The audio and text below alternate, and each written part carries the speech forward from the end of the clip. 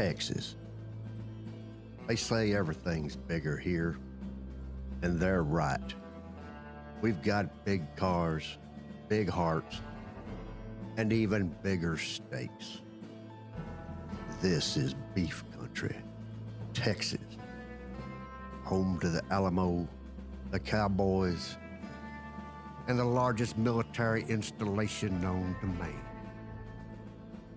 So big, it has a big name. Fort Hood, the great place. It's got a Texas-sized podcast as well. And this is it, right here. Fort Hood's great big podcast. Yeehaw.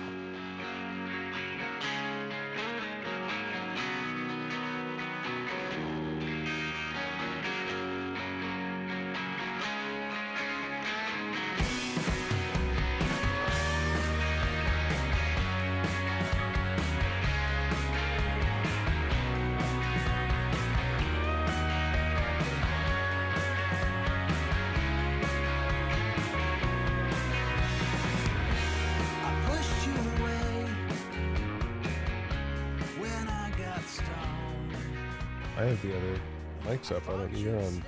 I don't know. I'm somewhere over there. You're on three. All right. Midnight confession time. Uh-oh. Really? Yeah, this is not like truth or dare, is it? No. I'll take the dare, man. Keep your clothes on, Dave. No, I have, over the last two podcasts, I have been proclaiming members of my family who went to K-State. Yeah. Apparently, I forgot another one. Oh, way to go. Mary Mabe went to K-State. I don't know how I could have forgotten that. You didn't get beat up for saying the one guy was in Lawrence, where Kansas Jayhawks are? Well, the thing about that is nobody listened to our last podcast. Oh, so nobody noticed it. All right. No, and I'm serious. Nobody listened to it. Go back. If you're listening to this now, stop this. Go back, listen to the last one. You'll find nobody there. So my major faux pas went unnoticed. Yes. Proclaiming last weekend as Father's Day. Oh, yeah, you did that. I did that. Yeah, Dave thought last weekend was Father's Day. Happy Father's Day, blah, blah, He had me convinced. I'm so terrible with dates. All right. But it is this coming weekend now. Yes, it is this coming weekend. So, shout out to your dad. Yeah, happy Father's Day, Dad. Again. Now I don't have to tell you next year. Because you did twice already. Yeah, absolutely. Check. Absolutely. Okay. Absolutely. It's been from faux pas and forgetfulness. It's been a wild week. Yeah, it does. At Fort Hood, and the summer's only started, hasn't it? We're into the 90s regularly.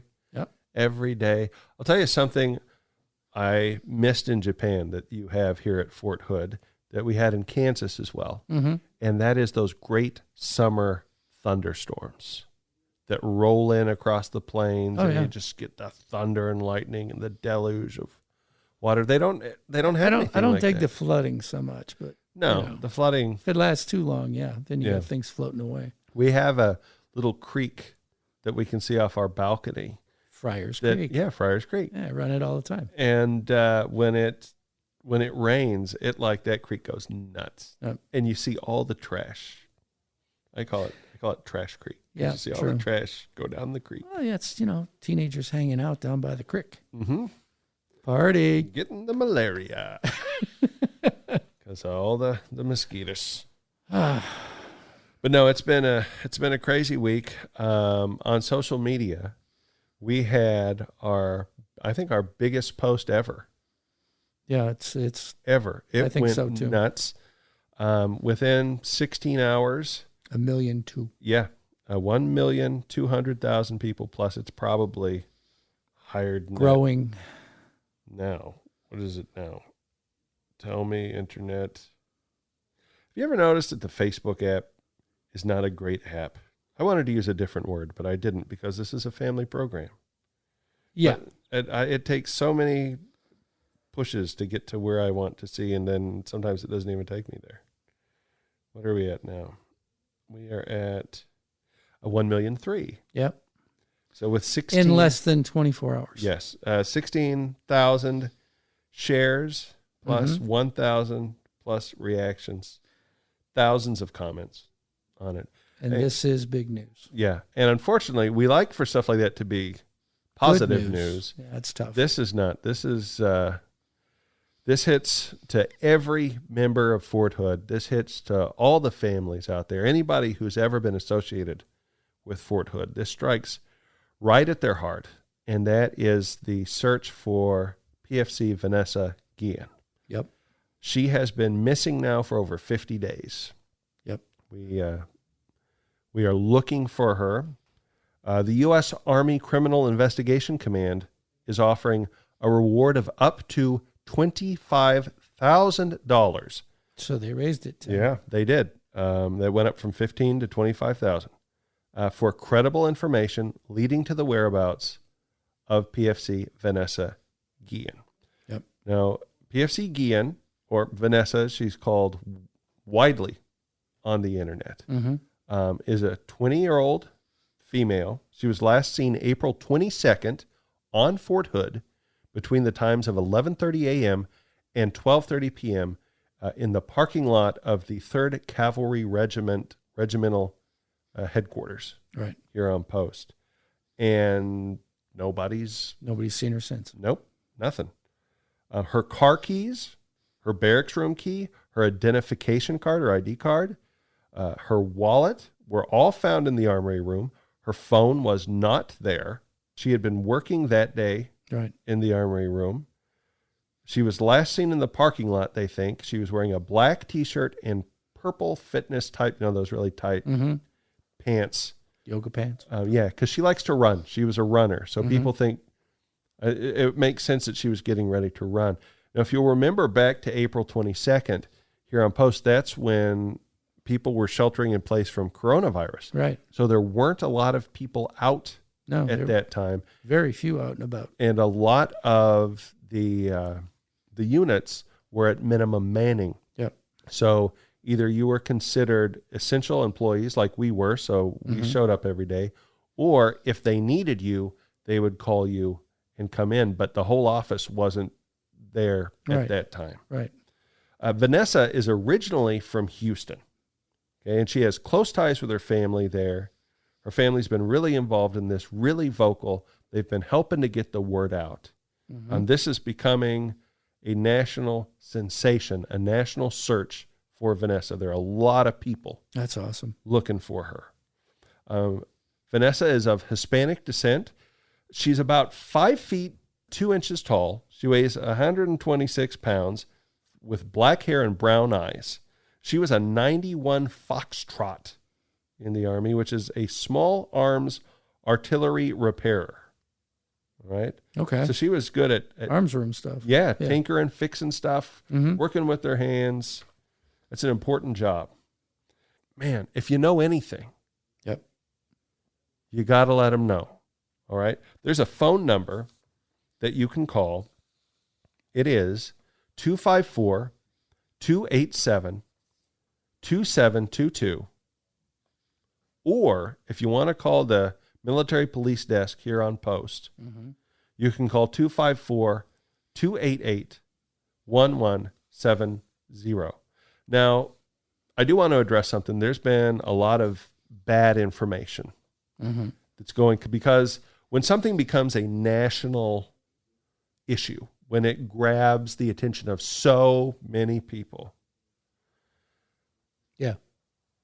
sometimes, did you ever play that game when you were in school where somebody comes up with a statement and they whisper it in someone's ear, and then I think they call it telephone line. Right. Someone whispers it in someone's ear. By the time it gets to the 10th person, something totally different. And that has happened here, where ideas and rumors have grown legs and spread, and now people are making assertions online that have no basis in fact. Right. And that's actually, it makes it a little more difficult for the investigators, because the more junk that's out there, they've got to sort through it and find the truth. Right.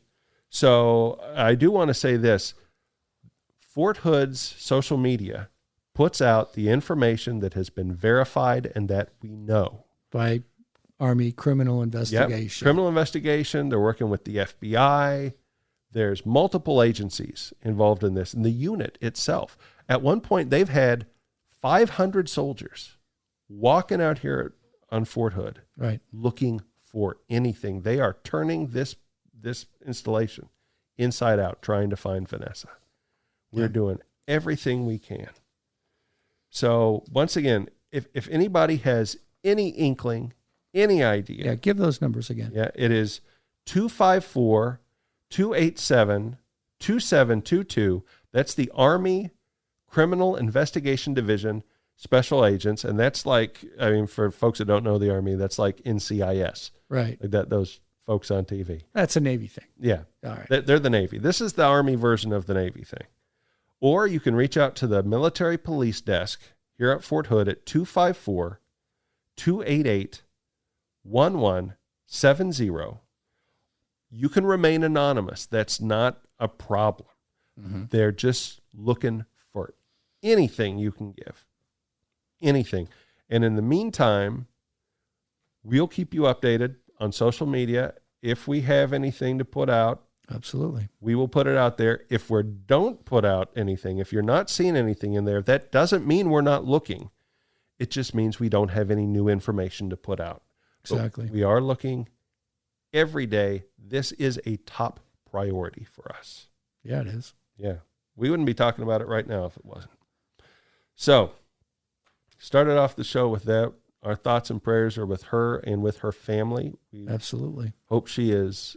We hope to see her soon, is what we hope, every day. And we have an interview coming up right after this. We do. Stay tuned. What is life? What's an honorable discharge? Sounds disgusting.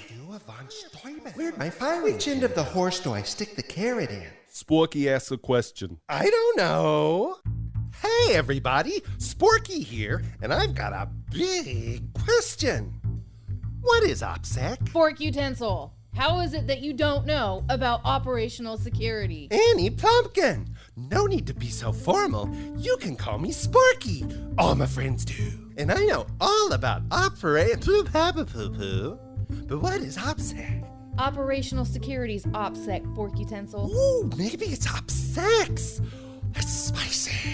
Where do babies come from? Fork utensil. It must have something to do with the military and things. I know. I'll take pictures of stuff all over post and put them on the internet and ask, is this OPSEC? Is this OPSEC? Fork utensil, you better not. It's like OPSEC. Look, there are 5 steps to OPSEC. Oh. Identifying critical information, identifying the threat, assessing vulnerabilities, analyzing the risk, and developing and applying countermeasures. What? The OPSEC is pretty common sense, like not talking about troop movements or other sensitive things. You mean it's a process by which organizations assess and protect information about things that could, if properly analyzed and grouped with other data by a clever adversary, reveal a bigger picture that ought to stay hidden. That's exactly right, fork thingy. Forky. And like they used to say, loose lips sink ships. Ooh, I love a good submarine joke, but seriously, where do babies come from? Oh my goodness gracious. Practicing good OPSEC is everybody's job. Protect your fellow service members. Don't be a sporky.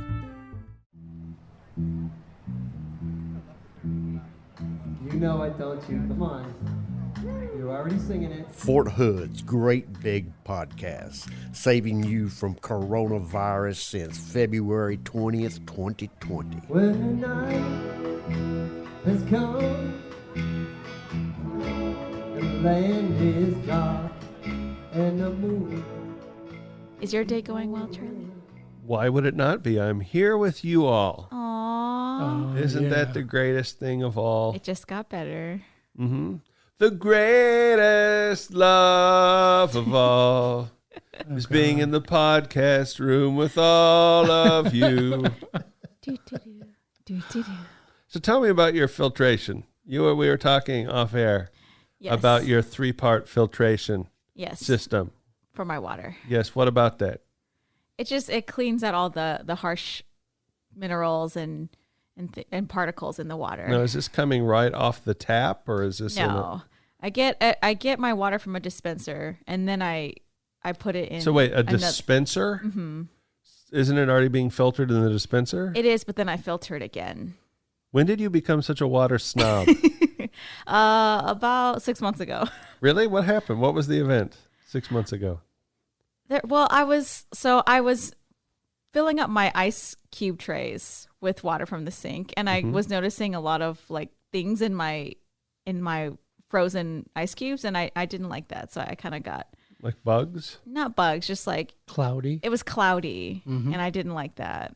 And I was reading up on like how water can affect, like the quality of your water can affect you, like your performance and like your clarity and things like that. That explains a lot. Yeah, that explains so much. Yeah. That huge increase we've seen in productivity in you in the last 6 months is fully explained. That's why you've been doing the push-ups. Yeah, she says that water. The water did all the work. You didn't actually have an arm issue at all. It was water. It was just bad water. That's right. The clean water cured my injury. So how many filters is that? 4 or more filters before the water reaches the lips? I think, 4. 4 filters. And it's so good. Can you and really now I taste can't go the back. difference? Yes, I can, for sure. Wow. Yeah. So you'd recommend to anyone filtering the water. Do you turn on your tap for 30 seconds first thing in the morning before doing that? Because you have to do that in order. It's a dispenser. It's not my tap. It's not the tap. She will not drink. Wait, tap whoa. water. So you're like buying bottles of water from somewhere else that is then dispensed to you. So you've really, you're in this up to your elbows. You're filtering water filtered you water. paid for. Yes. She's filtering filtered water. I am. Yes. I'm going the distance. So if it's mineral water, you're taking the minerals out? Yes. Why not just buy distilled water? I am buying distilled water. Oh, there you go. In the gallons. So you're buying, the water's already distilled, but you're distilling it further. Yes. So you must not have to replace those filters very often. No. All right. Upside. Yeah, I guess. Upside to that. It's good to know you're so clean. I got a question. When you're in the shower, do you ever drink the water? No. What about toothbrushing? Where does that water come from? I do use the tap water for the toothbrush. So I don't swallow the water though. I know I absorb it like through my gums and stuff, but I'm not full on snob about all You could use that water. I could. I have heard of guys that just use, even like when they take showers, they only will use filtered water and things like that. How does that work? You're dumping it over your head. You got a bucket. Oh no, they set up an extra, like they pay for tubing and stuff through their house and they get it hooked up. It's a lot of money. Like it's an investment. This is a whole world I didn't even know existed until now. Water softener. Yeah. Mm-hmm. Well, water water softeners are a tank that you put in. It's not like a tubing that goes through your. Well, yeah. I imagine some, one of those machines where the orange falls. What's that called? The Rube Goldberg device. Oh, I haven't thought about that. But the Rube and then Goldberg. eventually the filtered water comes. Yeah, but people that I've heard people that use that like for their showers and like for everything, they say they can even notice a difference in that too. But they were already mentally ill to begin with, so is it? Can you trust that? Maybe it's just a placebo effect. Yeah, maybe. But they do work on people. Yeah. Well, speaking of placebo effects, but not really. Not really. Switching gears. Yeah, I think. We have a special guest today, Mr. Steve Draper, the director of Fort Hood Museums. Yay. And Steve, may I call you Steve? Or yes, Mr. please. Draper? Steve, I remember you from when I was in the Cav. I've been here for a minute. You have. Ooh, how long have you been here? It'll be 28 years. Wow. Yeah, my first. He's even been here longer than me. Yeah, that's longer than you. My first commander was Wesley Clark. Wow. Yeah. Who's that? Millennial. That's all good. Well, let me see. Wesley Clark was a presidential candidate. Oh. He was, I think, Bill Clinton's roommate at Harvard. Peas in a pod. Yeah. Mm-hmm. He lost to Lincoln. What? No. I was like, wait, that was a while ago. Yeah. Huh. But Wow. who did he lose to? Are you making fun of millennials not knowing history? No, I don't even have to do that. Oh, yeah. It's just But it is We good. make- sense. Because we are here to It's a good talk segue, though. history. That's true. Yay. You know, and Our roots. Fort Hood has done a great job of preserving Yes. its history. Especially the calves, Steve. Mhm. Yeah. We love our traditions. Oh yeah, you are in the Cav, aren't you? Yeah. How's that working out for you? Oh, man. They go the extra mile. Don't they? It's the It's- patch. Yeah. It's the patch. Yeah. So, the Cav Museum. Tell us a little bit about that for the listeners who have not been. Well, the Cav Museum was created in 1971 when the division came back from Vietnam and came to Fort Hood. Before that, they were at Fort Bliss. Wow. And so they came back from Vietnam, and they brought all these souvenirs back from Vietnam. And so they created the museum, which was its core of its collection was, Vietnam stuff. But over the years, they have been collecting, and of course, since I've been there, we continue to collect new materials on the first Cav history. So we've got some pretty interesting stuff through the collection, and now I've been tasked with overseeing both museums.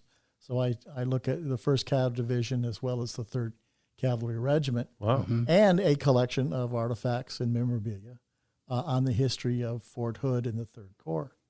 Oh, wow. Mm-hmm.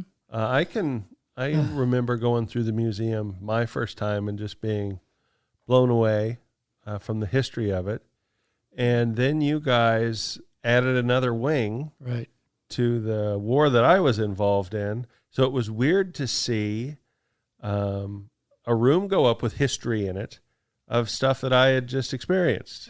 Did that make you feel old? No, it's just it's bizarre to look at stuff and think this stuff's in a museum and I was there. Yeah, is we've weird. tried to do current history as much as we can, and of course the problem is we've run out of space. But it was an interesting time to be able to go to tell that story. In fact, I went over to Iraq Yes, for you 3 did. months. Yeah, I remember. Oh. And served along in the trenches with everybody else. Nice. Got shot at, and have the honor of being a combat curator. Wow. And so I got a chance to witness it firsthand, and then collect materials and collect anecdotes and information on that. So we were able to consolidate that into a nice collection. And it's interesting because a lot of the parents of soldiers who deployed didn't really understand where they were coming from and what the whole war was all about. And in particular, those who had lost their lives, they lost their children. And we had one case in particular I remember distinctly is that he had died in a battle in Fallujah. Okay. And it was neat because we were able to say, okay, here's the street he died on, and here's what he was doing, and it kind of gave them closure to all of that. So the museums had that kind of purpose. Wow. That's heavy. Yeah. That's heavy stuff. Now I noticed the museum really though hadn't been updated since I think OIF 2. Is that crazy? Yeah, we go up right now. The current museum goes up to 2005. Okay. Okay. Yeah. That's us. So when are we getting more? Is there plans to do more? Because unfortunately, we've continued on. We're still involved in some ways in Iraq, and then Afghanistan we're heavily involved in. Wouldn't it be nice to have more space to house all that? Tell that story? Yes, and not only house first Cav history, but 3rd Cav history and Fort Hood 3 Corps history. So you don't have to go hopping from here to here to here on That's- post. You can that's go to a correct. central One location. location. Because, what's interesting is the Cav Museum right now, and I talk about the Cav Museum because that's the one I'm most familiar with, is more than just a building. Outside of it are all these wonderful machines from war, Jeeps, there's a missile, there's tanks, there's a walking tour you can take yourself on through the history of the Cav and the weapons they used, right up to modern day. What is that? An MRAP they have there? Yeah, an MRAP. Big anti IED. That was the last thing out of Iraq, right? That was the last MRAP out of Iraq.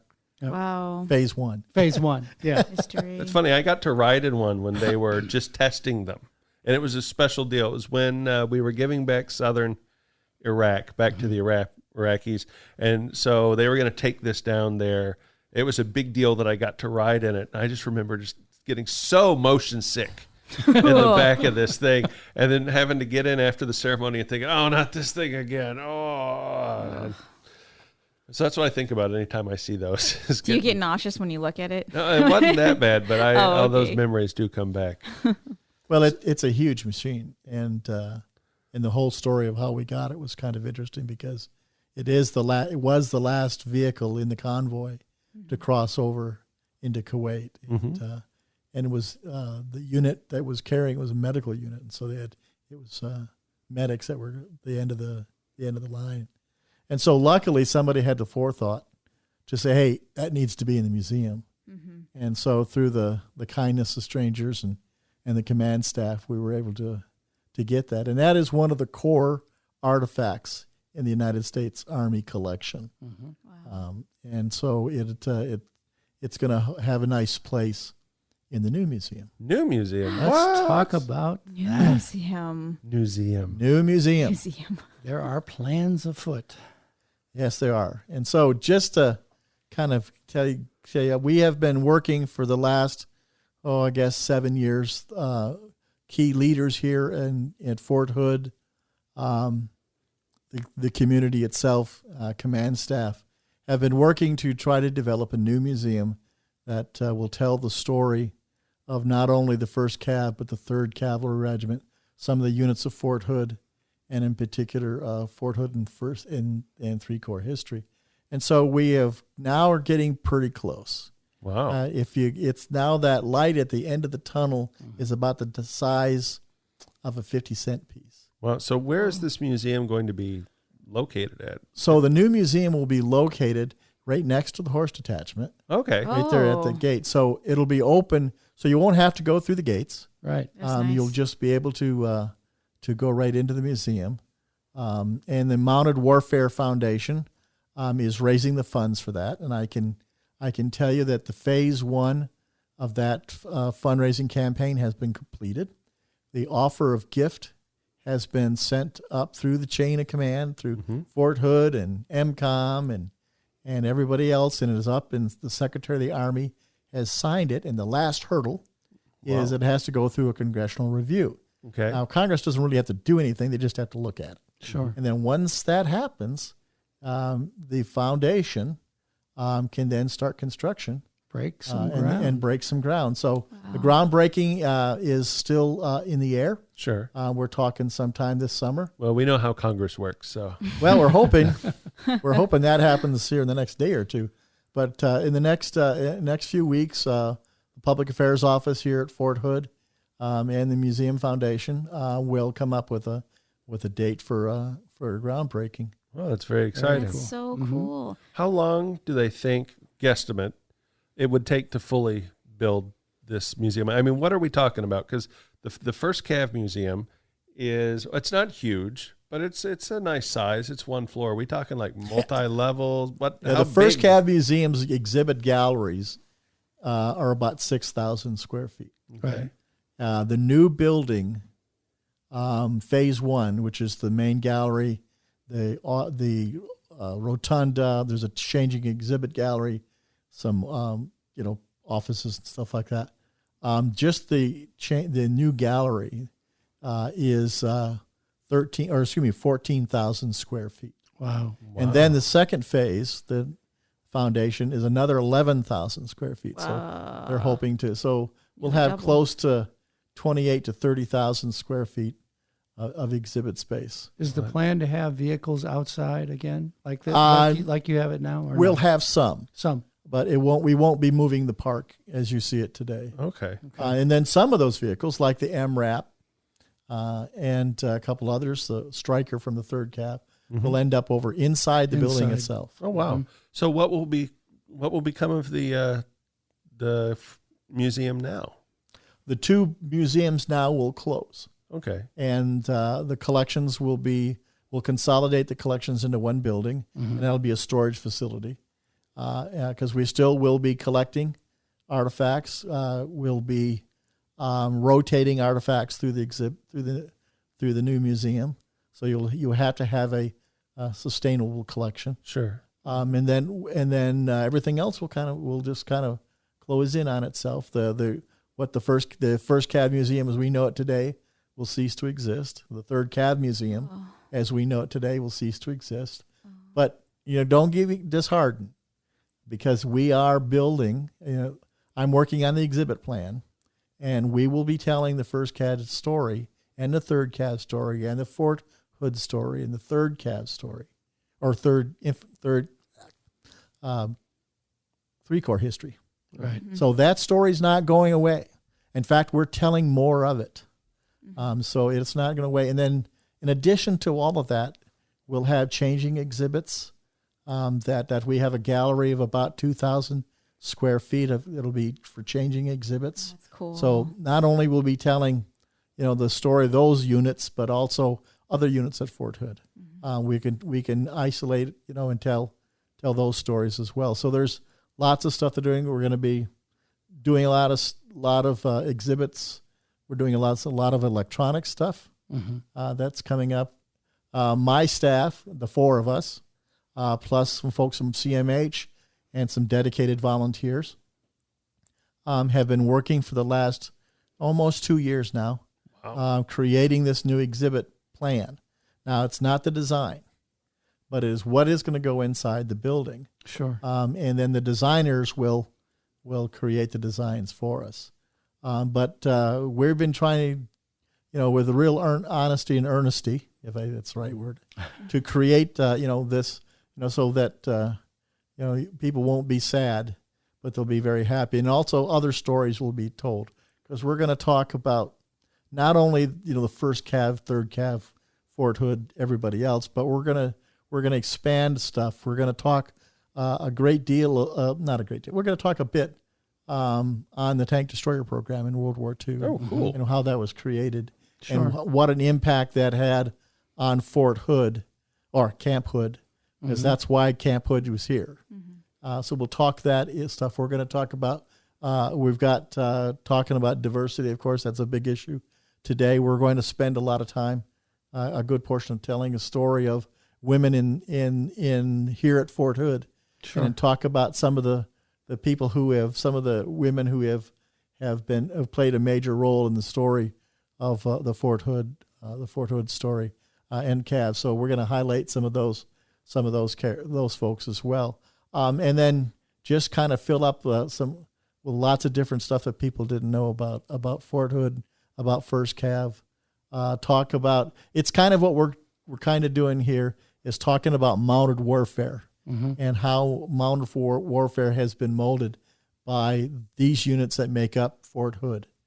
And because they can say whatever they want to, but this is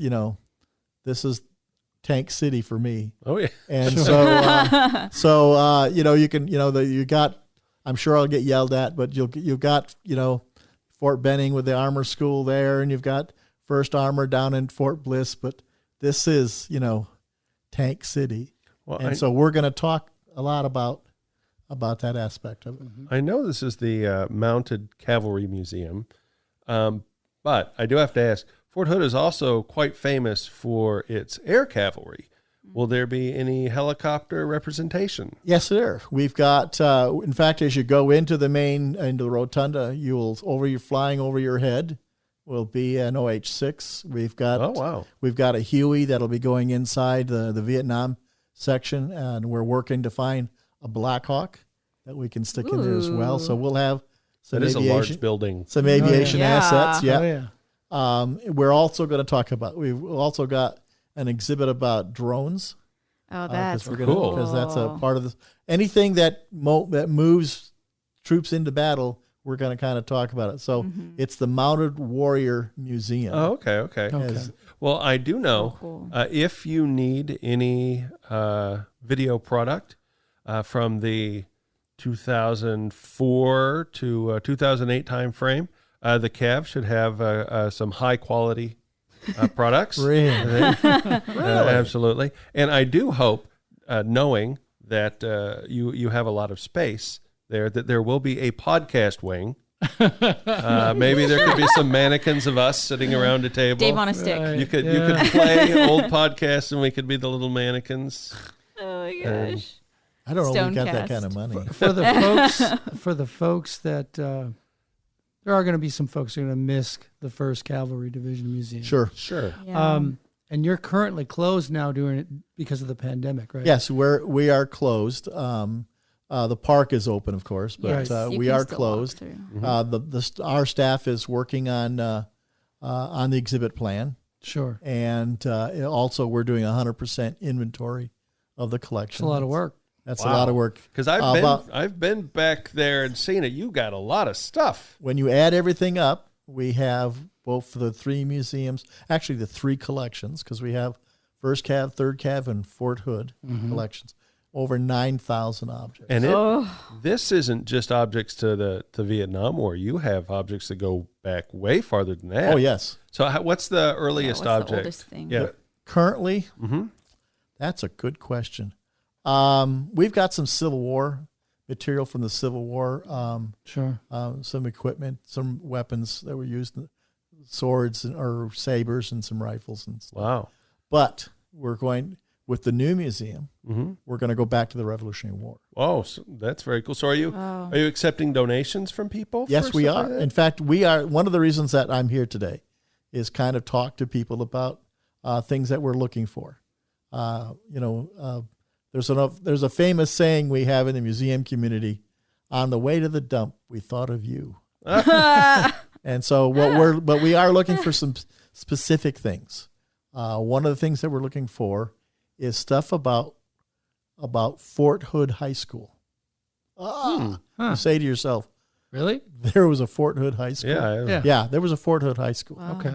So we're looking for some things that we can kind of tell that story, that transitional story of when the post was, going from a camp to a post, and that what kind of community we're talking about. We're looking for a WAC uniform. Because I've seen a lot of whack uniforms. a lot of out there. WAC, Women's Army Corps, and of course, that there were quite a few WAC female soldiers here, Women Army Corps. On the spot correction. On the spot correction. Well, the difference is Keep my mouth shut. that the WACs were not regular Army per se. Right. They were an auxiliary. That's interesting. And it was until the 1970s that women were introduced or brought into the Army as regular Army soldiers. Right. Now, they weren't serving in combat units at the time. You're still in support units, but of course that has changed today, and rightfully so. We've got women in serving in combat operations, so it's kind of neat. And that story we'll hope to tell as well. Yeah. What's auxiliary? Auxiliary. What is auxiliary? We said they weren't active. Does It's that like mean like in reserve? addition to, yeah. Oh, Mm-hmm. they're not You're not officially. quite Well, women, you're they not were official. serving. They were serving as clerks, nurses, typists, Okay. all kind of non-combat stuff. So they weren't called support though. No, they were called auxiliary back then. Yeah, auxiliaries. It's a long time ago. Okay. Before you were That's born, remember, kids? No. Yeah. Yeah. So what other Cool. kind of stuff are you looking for? The WAC uniform, anything that kind of tells a Fort Hood history. Some of the different, Cav stuff are pretty good. 3rd Cav, it's kind of filling that Fort Hood story that we're looking for. Photographs, anything about the Fort Hood community, especially in the 40s and the 50s. We want to try to that story. We're looking for Elvis stuff. Anybody got any pictures of Elvis Presley? What we're going to be doing as part of one of the exhibits is we have two of the original Fort Hood phone booths, And so we're going to have Elvis Presley standing in a phone booth talking, to somebody in the phone That's booth. cool. If you need a model for someone to be Elvis, I could fit in, but it would be the late 70s Yeah. Elvis. Thank you very much. Oh, that's That was good. very good. So we'll have that. We are looking for on Jackie Robertson. All right. We're looking for materials that I have when he was here, because we're going to tell that story as well. So there's that kind of stuff. Those materials is the kinds of things we're looking at right now. Then we will publish on the Museum Foundation's Facebook page, as well as our own Facebook pages, for more things as we find holes that we need to fill. Well, I don't think a lot of people knew that Jackie Robinson was at Fort Hood. I think that's pretty cool. Oh, I did. Oh, I knew. I didn't know that. Well, see, she doesn't even know who that is. Who is he? Jackie Robinson? Yes. Jackie Robinson. Cuckoo, cuckoo, Jackie Robinson. Oh, I don't no. know. You don't Is know? that baseball? Yes. Oh, okay. But what about baseball? I don't know. He broke the color barrier. Oh, that's right. He First threw- African American. It's been He a while. threw that fast. Oh, that's. And of course, the big thing is that he was court-martialed here, or attempted to be court-martialed here, because he wouldn't. It wasn't a great story here at Fort Hood. Oh no. He wasn't allowed to sit in the front of the bus, and he said, "I'm an officer, and I will sit where I want to." And he got court-martialed for it. He got. I did. It was a case, but I believe he was exonerated. Oh, okay. Yeah, And then transferred to Fort Riley. Oh, but hey, pro tip: he went on to greater things. I guess that was a spoiler, not really a tip. That was a spoiler. Spoiler. He went on to greatness. History is not only the fun things, the good things, but it's also the things that make us uncomfortable. Yeah. And one of the things that we're kind of dealing with today is people want to hide all the uncomfortable history, and we need to tell that story. Own it. Yeah. And own it. The Army has always been very good about dealing with social issues. The Army has been the leader in many cases, especially in integration. We are the social experiment, and the Army's had the courage to take on some issues like this and do things. So it's important for us to tell that story as well. Absolutely. I totally agree. And I'm really looking forward to seeing the museum when it is complete. How long is it going to take to build the whole thing, do they think? Well, if they start construction this summer, it'll probably the building will be completed sometime in 22. 2 years plus. Yeah, 2 years is short. Yeah. So it'll be early 22. And then so how this process goes, we're building the building first. Sure. And so at the same time, or actually starting in October, we will do the design for the exhibits. That'll be contracted out. And then once we have the design, then we'll contract out for the for the construction and installation. Mm-hmm. And then, so those will be built separately. Sure. And then in late 22 or mid 22, then we'll start, once we can occupy the building, then we will start moving exhibits in and creating those exhibits and moving vehicles in and all that kind of stuff. Will there be a gift shop? Oh, yeah. There'll be a gift shop. That's very cool. Because I know and the gift shop will expand. Of course, I have to remind myself that I don't work for the Museum Foundation. Mm-hmm. I work for the Army, so I can't speak on what our friends over in the foundation do. But they tell me that there's going to be a gift shop. Well, the gift shop you have now is neat. I always thought it was neat. Yep. It's the only place that you can get the big sabers that you put on the Stetsons. I always liked the Cav branding irons that they had. Do they still have those? Branding irons? Yeah, I believe so. Oh, It's a branding iron. It's got a calf patch at the end of it. I didn't know they had that. You can harass your friends with it. Yeah, but we order the sabers. The sabers? 'Cause Like an actual saber? No, the ones that go on your Stetsons, the big ones. Oh, okay. Because even clothing sales doesn't even have the big ones. They just have the small ones. Big sabers for your sets? You mean the little cross sabers for the front? Mm-hmm. Yeah, Okay. the You can Indian only War. get it there. The Indian War Okay. cross. It's the only place. So we have to order it like every month or so. because You we're said ceremonial. big saber. Yeah, For the Stetson, I imagine like one of those arrows that you put on. It looks like it's going through your head, like a big saber. that I'm would like, be when did fun. that happen? when they were riding like their fathers in 21. What 21? That's part of the song. What song? The first calf song. There's a first calf song. Yeah, we sing it every morning in formation. Do you? Is that a band thing or is No, that? it's a calf thing. Can you Everyone sing it has for to us sing now? It. Oh, I'm so bad at singing though. No, nobody's gonna know. Sing it. Oh March along. no, No. it goes. Hold on. Now I'm getting nervous. Hold on. You know, there's nobody hearing this. I think the beginning. We're the Cav. Yeah, We're the first team. Our saber shining in the sun. We are the Cav. We are the first team. Our fathers rode in 21. We have a heritage that will never die, 'cause we ride our charger sabers high. We are the Cav. We are the first team. We're Gary Owens, sound the charge. All my bandmates are cringing now. That was actually really good. Yeah. And you have to do the motion. You have to have There's dance moves. There's dance moves. That's like, yeah. that was almost like 2 snaps and a Yeah. twist. You have to do the sabers high. Where was that when we were in? Did they have that? Is that a Did thing? y'all do that? We were No. in the wartime, Cav. We were never around for that stuff. We should have been singing and dancing all the way through that war. That Yeah. Cav song is it's old. It goes back to the to the 70s and 80s. Yeah. The problem was it kind of faded away, and it got resurfaced again because of the band. Actually, There you go. Yeah. It's the band. The band. Our Yeah. one of the band directors, and I cannot remember her name. She'll kill me. She's here. She was in a former WAC. I think I've heard of She her.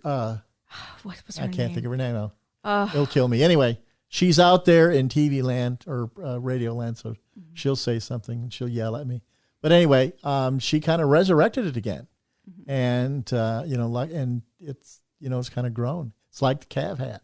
Yeah. It's kind of grown out of nothing and become a big thing. Notice he didn't use brand names, huh? Yeah. Cav hat. The calf The hat. Cav hat. But yeah, you have to do the saber motion or you get yelled at. So you have to have your pretend saber. And then sometimes like we get silly with it where you pretend like you're putting it back, or people will pretend fight when it goes out. That seems like a very band kind of thing to do. Yeah. Well, I will tell you one thing about the band too, is the band is going to play a role in the new museum too. Really? Did you know about this, I did Brianna? not know We're about going to this. stuff you and stick so I you we're think in going this is to- above my pay grade. So we're going to we're going to have some of the marches that are part of the first Cav history and tank destroyer history. And so the band is going to play the music for that. So when you go in and you push the button, you'll be hearing the first team band. Oh my playing. goodness! Cool. Oh, I'll live Very on cool. forever. Well, the problem is people have to push a button to hear you, and you know how lazy people are. Oh, I'm fine with I it. get pushed. Don't want I can come back and push the button myself. Be like, It'll "Oh, get stuck. that It'll was get stuck. fun." It'll just play continuously. That's cool. I haven't even heard of this. Yep. Wow. So we've got Oh my it's goodness. we've got the tank destroyer song, and we've got the music for that, and the band's. gonna There's a play that. tank destroyer song. Oh, Brianna. Everybody's got one. I don't know that song. Everybody's okay. got a song, I only and then know the and of Cav course, boots and spurs. Oh, I do know that one. Boots and spurs. Boots and spurs. Everybody come on, boots and spurs. I only know the flute part. Do do do do do do do do. Yeah, that's all. So I'll do. boots and spurs was the song was created by John Philip Sousa. Okay. Wow. In honor Love of Major or Colonel Dorsey. Ooh. And Dorsey was, along with the division commander Right. of the 1st Cat Division, created the Cav patch. I didn't know that. Wow. Wow. That's Get why. your Spurs yet? No. Oh, That's- see? That's why Yeah. you're still a specialist. No, but they've only had one spur ride since I've been here, and I had to perform in the schools, so like 90% of the band couldn't even do it because we were all performing that day. I was sad because I wanted to try for it. Well, maybe next time. Next time. But I don't know when. It's been over a year. And you can borrow my spurs. Oh, wait, those are combat spurs. Oh, I'm good. I've already done that. I don't need to do it again. I'll be fine if I get them here, I'll be So happy. speaking of earning their spurs, Steve, you really are, 28 years here at Fort Hood. You got a big job ahead of you. Yeah, this is kind of my not my swan song, but it's my legacy, I guess, to Fort Hood. It's cherry on top, right? Yeah. Cherry on top, indeed. That's so cool. Yeah, Really appreciate you, brother. Thank you. I'm celebrating my 35th year in federal service. So Wow. Thank you for your service. That's incredible. Wow. So I'm just going to give fair warning. When I retire, I want to troop the line on horseback. Yes. So that'll be a couple of years down the road. Oh, they should let you ride a horse. Yeah, let me write a check that you can cash. That will absolutely happen. I guarantee it. Right here on the podcast. Just tell them, hey, they said so on the podcast, and then they'll have to listen to it. They'll renew it. Oh yeah, oh yeah, that guy said so. Who's that guy? So we want to thank you so much for having you. Thank you. Thank you. And again, we just stay tuned. There's things are happening. They're happening fast. And there'll be some press releases coming out here in the near future to talk about the groundbreaking and stay tuned. I'm But sure. you heard it here first. Yeah. It's going to be huge news. It's going to be a big deal. It is a big deal. A big deal. Okay, folks. Well, we'll be right back after these messages, and then you'll get smarter because we'll say stuff, and then you'll know. Don't laugh. It's the truth. All right. See you later. If you've got problems and feel like you just can't get answers, there's a place for you to turn. The Inspector General's Hotline. They take your issues seriously. If you're at the end of your rope and need someone to reach out to, grab a pen and take down this number. 254-287-7209. That's 254-287-7209. The Fort Hood office of the Inspector General. They inspect generals so you don't have to. Hey golfers, are you looking for a new course to play? The Courses of Clear Creek is a 27-hole course with challenging greens located in the scenic rolling hills of Fort Hood. With a 300-yard driving range, 2 putting greens, and a 4-hole kids course, we're the premier golf course in Central Texas. Our pro shop is always stocked with the latest golfing equipment and name brand apparel, while our beautiful pavilion overlooking the course is a great place to enjoy a cold beverage. The Courses of Clear Creek, open to the public, offering annual, monthly, and summer membership packages. Give us a call today at 254-287-4130 or find us on the web at hood.armymwr.com.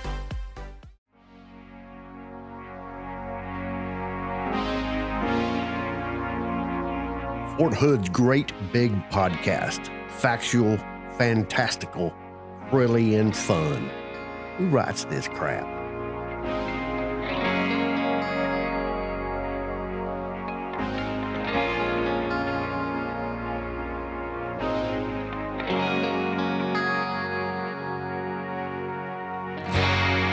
Coming on strong on a Monday. I feel so low, won't be long till one day when you know, coming on strong. And how exactly are we going to enlighten anybody? You're writing checks you can't cash, That's brother. not true. Just by being in the same ear with us, and I say that because I assume we've got headphones on. Do you have headphones? Hello. This is your conscience. You've been bad. Yeah. Well, I don't think Brianna thought we would give them anything they wanted to hear either. No. Well, she left. Yes, she did. You know what? People probably don't realize this. Brianna isn't part of the public affairs team. Right. She's a soldier with a real job. Yeah. So whenever she's on, she's kind of loaned to us. Right. She's got to fit this into her daily routine. So hey, she's moonlighting at PAO. We always have to, anytime a guest is going to come in and we're going to film, we got to contact Brianna. Hey, is this time work for you? Can you get off? How much time you got? Yeah. So she is off doing important band things. I think that's an oxymoron. But she's off doing. And speaking of band stuff, Yeah. I have some sad news. Oh. The Hubcats, who have provided us with music here since day one. Yes, they have. On the podcast. In fact, I'm going to pull up some little Hubcats right now. All right. They're hearing the Hubcats Feeling in it. the background out of Florida, New Smyrna Beach, Florida. They are no more. Oh. The Hubcats have gone their separate ways. They have yowled for the last time. They were New Smyrna Beach, Florida's premier jug band, and I guess they will remain that way in the annals of history. Oh, there you go. So we want to thank the Hubcats for providing us with music, and we still have recordings of them. Yes, So we they do. will at least live on here on the podcast until we get sick of them. Thank you, Hubcats. Yes, thank you. So we've got great selection of music on here, not to toot our own horns, but the Hubcats, the Coronados, we got Ultra Ozu, a guy out of Minnesota. We got Justin Stokes, Yes. who's here at Texas Fellow, and Will Courtney, the guy that does our intro song. Hey, he's my favorite. Yeah, Will is great, and he does the music that was right before this segment, and he Right. does our outro music. Yes, he does. So, and he was going to be on tour, but Corona kind of stopped that. Yes, it did. So hopefully that can raise, and he can go on tour again, and you can maybe go see him if you want. Tell him you listen to the podcast. He'll say, "What are you talking about?" Well, I will definitely do that. You should. I should. will. All right. Well, this is a shorter podcast, but we've got a busy week. Yeah, we do. So sorry about that. Maybe there are people celebrating. Yeah. I don't know. Yeah. We don't have to listen to them so long this week. No rabbit hole? No. No, I could come up with something. Yeah, I know I you can. could. I can hop down something real quick. That's what you do. That is what. I do. Let's save it for next time. Yeah, we will. All right. Well, I want to thank you guys for sticking around and listening to us. I'm looking forward to seeing that museum Absolutely. when it gets built. Really, really stoked for I that. think anybody that served in the Army is a historian at heart. Yeah. Have you been to the World War I museum? I have not. Or the World War II museum? But the Nimitz Museum. Not here. There's so many. I've been to World War II museums, but You should this go. one. The World War I museum in Kansas City is amazing. And I'm not, this is some guy that's not into necessarily military history. I gotta have a reason to go to Kansas City other than a museum. They have barbecue. They have barbecue here. Oh, yeah. Duh. How'd I space out on that? They got barbecue in Kansas City. It's like, Oy. let's go to North Carolina. They do barbecue. Oh, I am so stupid. Tell a Texan that North Carolina barbecue is good. Well, I tell you that they had the Royals, but there's nothing in. Oh my God. Nothing into that. All right. Oh. There's the rabbit hole. All right. We should probably say goodbye. Yeah, that's it for this. Besides, we already got the music going. So, all right, everybody. We will see you next week. Thanks for listening. Yeah.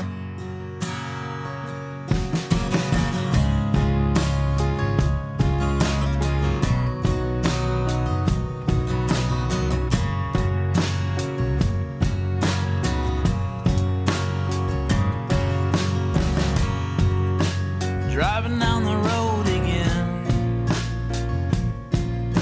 Tar starts thinning and cracks crumble to gravel lines. Just on the travel